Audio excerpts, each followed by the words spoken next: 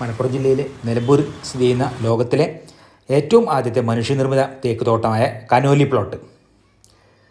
British ഭരണകാലത്ത് അന്നത്തെ collector HV കനോലിയുടെ നിർദ്ദേശപ്രകാരം ഫോറസ്റ്റ് കൺസർവേറ്ററായിരുന്ന ശ്രീ ചാത്തുമേനോൻ 1846 ഈ തേക്ക് തോട്ടം നട്ട് പിടിപ്പിച്ചത്. നമ്മളിങ്ങനെ ജങ്കാർ സർവീസ് ഉണ്ട്, അങ്ങനെ തൊട്ടടുത്ത കരയിലേക്ക് എത്താം. ഇവിടെ ടിക്കറ്റ് ചാർജ് 40 രൂപ, ജങ്കാറിന് 50 രൂപ. 5.7 ഏക്കർ വ്യാപിച്ച് കിടക്കുന്നുണ്ട്.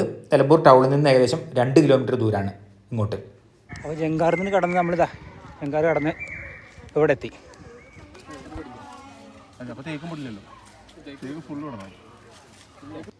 ഇവിടെ രാവിലെ 9 മണി മുതൽ വൈകുന്നേരം 4:30 വരെ ആണ് സന്ദർശന സമയം. കാടിൻ്റെ മനോഹരമായ കാഴ്ചകളും എല്ലാം കണ്ടുകൊണ്ടുള്ളൊരു നല്ല ഒരു ദൃശ്യഭംഗി നമുക്കിവിടെ ആസ്വദിക്കാം.